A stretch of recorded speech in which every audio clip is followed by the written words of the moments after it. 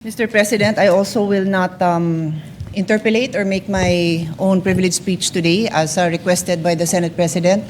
I reserve my right to make the proper interventions at the time that the Senate President and our other colleagues agree upon. But I just want to make this quick statement.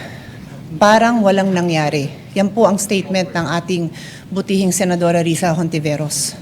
Siguro po para sa inyong mga wala dito.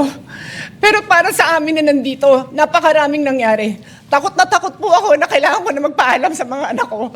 At yung staff ko, 2 pintuan ang pagitan ko sa putukan. Yung staff ko na si Claire, na 20 years na sa akin, nandun siya sa labas. She has a 12-year-old son. Kinuwento niya sa akin late na tumatakbo siya, hindi niya alam kung saan siya pupunta. Kaya para sabihin niyo na walang nangyari. Napakasakit para sa aming lahat na nandito. And as I said, 2 pintuan na nagpo-protect sa akin sa putukan.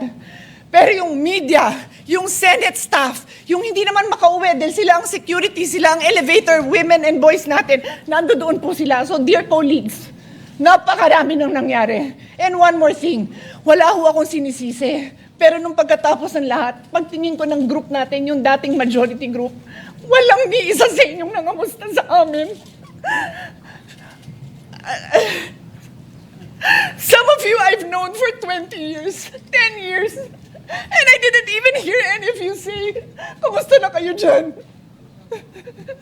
Napakasakit nun sa akin. Sobrang sakit. So yun lang ang masasabi ko. Yes, I am very ready to share my story, to ask questions.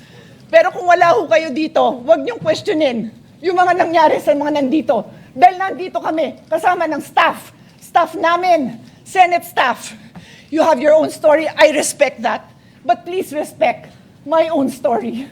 Thank you, Mr. President. Mr. President, I empathize with the experiences and the feelings expressed by the gentlewoman from Taguig and Pateros. May I just repeat what I clearly stated at the context of na parang walang nangyari.